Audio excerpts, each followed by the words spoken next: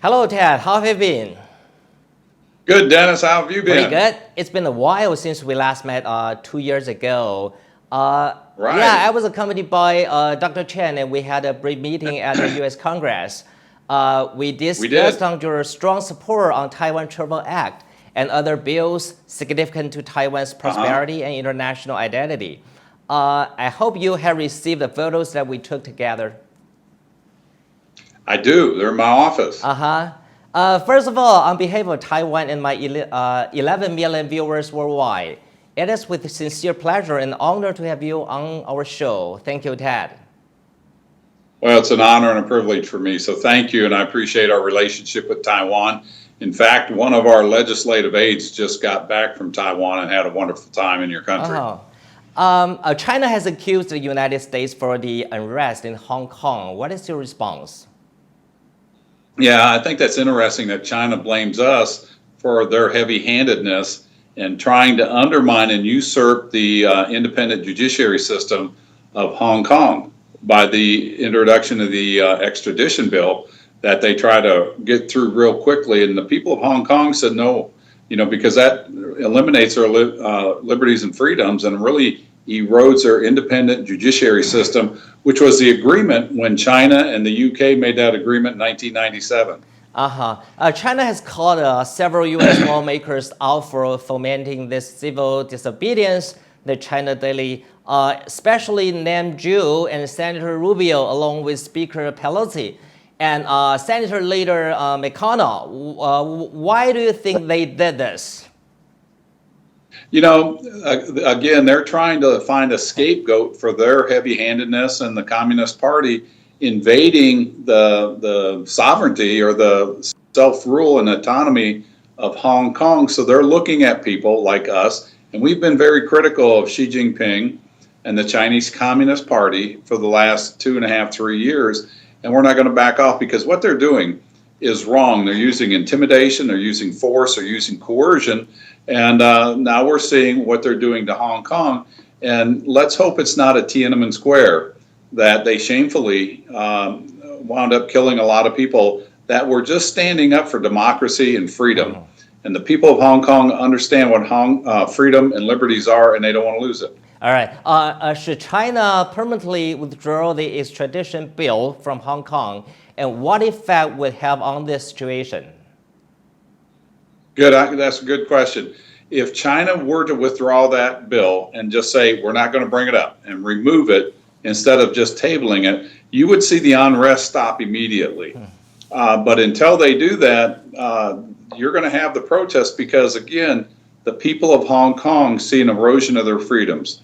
And I recommend that China does that. And if they do, I think things will calm down real quickly. If China continues to interfere with the self-rule and autonomy of Hong Kong, how will it affect the reputation of the economy there?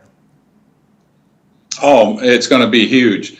Hong Kong is known for so many firsts. They've got one of the highest living standards in the world. They have one of the highest freedom index scores for businesses around the world. I believe there's over 1,400 U.S. businesses there. There's thousands of multinational businesses there in Hong Kong. And the reason they go there is for the freedom, the rule of law, and it's an economic powerhouse that everybody in the world benefits, and China really benefits from it. And so if they go in there and continue this heavy-handedness, you're going to see capital leave, you're going to see businesses leave, and China would be smart to remove the extradition law and allow Hong Kong to be the autonomous province that they are. You have been a passionate advocate for Taiwan and her sovereignty. What do you think the events happening in Hong Kong mean for Taiwan? I think it's a prelude of what China is willing to do. You see what they're doing to a province that I think everybody in the world agrees that Hong Kong is part of China. I mean, that was the agreement. But there was also agreement between the Chinese rulers and leaders and the British leaders that for 50 years there would be hands off of Hong Kong. And so we can only imagine that if China and the Communist Party keeps pushing on Hong Kong, they're going to look at Taiwan the same way and feel like they they can take over Taiwan. And, you know, I've been very critical and very outspoken about Taiwan as an independent nation. And if we don't have that rhetoric going out there, Taiwan will be consumed by China, just like Hong Kong is. With the presidential election nearing, what impact will China's aggression have on the performance and platforms of the KMT and DPP? What advice would you have for President Tsai in handling China's renewed and increased hostility? I admire President Tsai. I think she's done a very good job. With the heavy-handedness of China, I think this is going to mobilize the people of Taiwan to see how precarious and how quickly their democracy can fade away if they do not stand up. If they do not reelect President Tsai or somebody else that is going to be, and I don't believe she has any opposition, they want to protect the sovereignty of Taiwan. And I've seen President Tsai with her pivot to the south, which is, I think, is a very smart thing, to increase and diversify the economy of Taiwan and move away from China. Because China, again, we see what China has done all over the world. They don't honor rule of law. They don't honor contracts. They use intimidation and coercion. And, you know, President Tsai and the people of Taiwan, specifically the people of Taiwan, they need to make sure that somebody like President Tsai stays in power, because she's doing best what is best for Taiwan and the Taiwanese people. What else message would you like the people of Taiwan know? I think the biggest thing is to let them know that America stands with them. They are our 11th largest trading partner. They have contributed so much to not just Taiwan or the Asia Pacific, but to the world through their research and development, their work in medicine. And that's why we've stayed strong with them. We've got the Taiwan Relations Act that we have renewed. We've got the Taiwan Travel Act that allows high-level diplomats to be able to travel back and forth.